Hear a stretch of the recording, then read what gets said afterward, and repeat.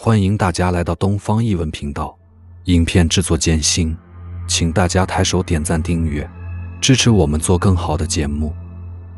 现在的都市年轻人早已不像老一辈人那么勤俭耐劳，商场里遍地的成衣被服也无需自己费时费力手工制作，不需要像父辈们用着自己的棉花自己的手工做出自己最踏实的棉被。你有没有想过，现在你的棉被里面藏着什么？今天我要给你讲一个关于被子的事件，这是一个根据真实事件改编的故事，主角是一个叫刘杰的大学毕业生。随着冬天的临近，空气中弥漫着一股刺骨的寒意。刘杰只有一床薄如纸张的被子，晚上蜷缩在床上，仍然感觉到一阵阵的冷风侵袭。刘杰刚从大学毕业，随身的物品都是他在学校宿舍使用过的。那时候寝室里人多，并不显得多冷，有时候还能和女友挤在一张小床上共度良宵，冬天的夜晚也不觉得寒冷。但是现在不同了，他一个人住在一个狭小的房间里，没有人陪伴，没有人关心，只有冷清清的四壁。刘杰打算给自己买一床厚实的棉被，让自己能够温暖地度过这个漫长的冬天。他本来想去商场里看看，可是商场里的棉被都贵得离谱。刘杰只是一个刚出来实习的小白领，每个月工资微薄，如果要在商场里买那些品质优良的棉被，对他来说简直是奢侈无比。就算是街边小店里的棉被，刘杰也觉得太贵了。他觉得自己没有必要买那么贵的棉被，只要能够保暖，其他的都无所谓。这样的棉被他只能在网上去找。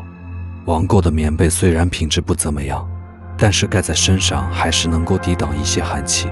最重要的是物美价廉，这样的棉被不需要花多少钱就能买到。这对刘杰来说是件省钱又实惠的事情，他可以用很少的钱买到一床温暖的棉被，等到以后有钱了，再去商场里买更好更舒适的棉被。刘杰在网上浏览了很久，终于在一家网店里发现了一床合适的棉被。他和卖家聊了几句后就立刻下单了。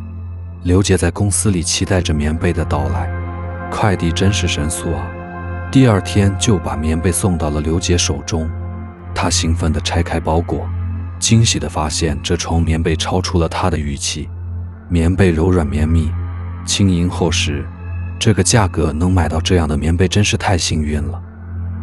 晚上回到家后，刘杰就迫不及待地把这床新被子铺在了床上，并且钻进去享受着温暖。果然非常舒服啊！刘杰觉得自己这个冬天完全可以靠着这床被子过去了，并且不需要再购买其他保暖用品。他为自己这个明智的决定而感到骄傲。有了新被子陪伴着刘杰，很快就进入了梦乡。他已经很久没有这么舒服的睡觉了。今天晚上他感觉特别温暖，特别舒适。在梦中，他仿佛感觉到有一双柔软温热的手在抚摸住他全身，在给他按摩放松。刘杰全身上下无比惬意，他没想到这床被子会给他带来这样神奇的效果，那种感觉舒服的让人无法言表。就这样，每晚刘杰蜷缩在被子里，神奇的被子毫不起眼，但每当夜幕降临，他便化身为刘杰的神奇护身符。他闭上双眼，慢慢进入梦乡。在那个神秘的世界里，他自由地飞翔，探索着未知的领域。一天天过去，他的梦境越来越清晰，开始感觉到身体有一种温暖的感觉在蔓延。他不由自主地开始沉溺于这种感觉中，脸上露出了微笑。在梦中，他遇见了一个美丽的女子，似乎是他一直以来寻找的那个完美女神。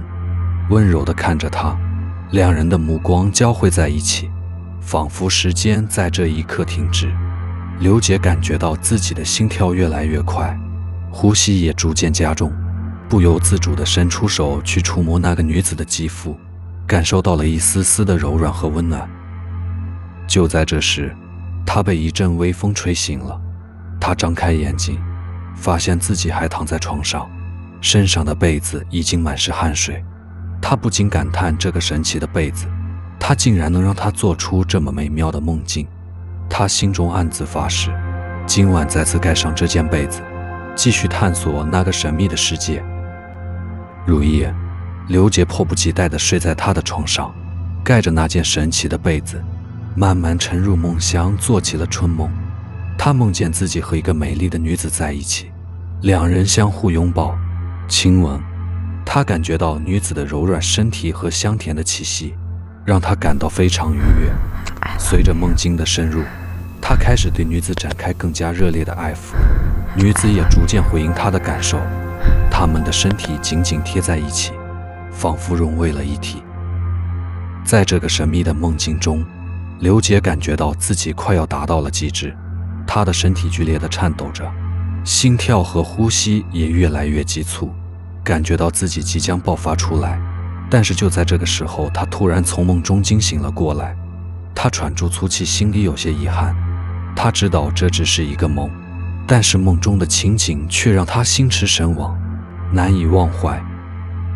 他看了一眼旁边的时钟，发现还很早，便决定再次沉入梦乡，继续探索那个神秘的世界。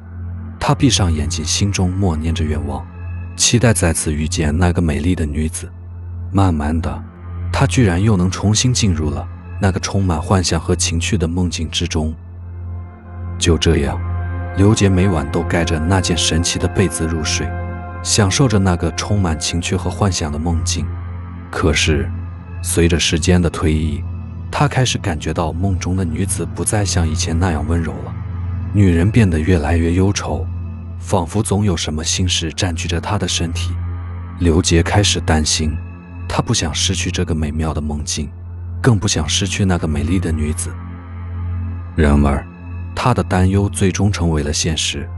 有一天晚上，他做了一个噩梦，梦中的女子变成了一个面色清白、皮肤破碎、浑身血迹的白衣女人，静静地站在床边。刘杰被吓坏了，他感到恐惧和不安。梦中，女人并没有说话，只是用手指住被子。第二天，刘杰冥思苦想一天，他觉得女人一定在对他暗示什么。下班后，刘杰回到家，心怀忐忑，小心翼翼地拆开了这件神奇的被子。可是并没有什么特别，只是一种不知名的绒棉，深褐色的。他想，也许就是这种织物使得被子非常舒适吧，也没什么很奇怪的，可能是自己想的太多了，居然把梦境当真，真的可笑。正这样想着，突然他发现绒棉里掺杂着一些不知名的纤维，看起来异常抢眼。他抽出一根，仔细端详，确认那是一根头发。他又扒开绒棉认真查看，一根、两根，越来越多，并且居然看到了卷曲的毛发。他确定那也是人体的。刘杰不寒而栗，他感到自己的身体渐渐变得僵硬，一股凉意从后背逐渐爬上肩头。他开始后悔自己当初为什么要贪便宜购买这件被子。他惊恐恶心地把被子扔到地上，退后几步，心中充满了惊恐和不安。他不知道这些毛发和头发是从哪里来的，更不知道它们的出现意味着什么。他开始想象各种可怕的场景，越想越怕。刘杰拿起被子把它扔到垃圾桶里，他甚至不敢再待在这个房间里。第二天，刘杰在公司心猿意马，心中充满了恐惧和焦虑。那个可怕的噩梦和被子中的毛发让他无法释怀。他感觉梦中那个女孩似乎并没有伤害他的意思，而且这么久以来，他的梦境里这个女孩都是那么温柔地陪侍他。想着想着，他似乎明白了，这个女孩应该是在向他求助。想到这里，刘杰感到非常疑惑。他不知道这个被子和里面的东西到底意味着什么，也不知道自己能做些什么。但是他知道自己不能坐以待毙，因为这毕竟看起来太像人类的毛发。如果发生什么事情，那么真的可大可小，即使是一场误会，也总好过掩盖了一场大事。想到这里，刘杰决定将被子交给了当地的警局。他希望警方能够通过这个被子找到一些线索，揭开这个谜团。多日后，刘杰接到了通知，警方告诉他，这个案件起初被归类为一起失踪案件，女孩已经失踪很久了，警方一直在寻找她的下落，但是一直没有发现任何线索。通过刘杰提供的棉被，警方终于找到了案件的关键线索。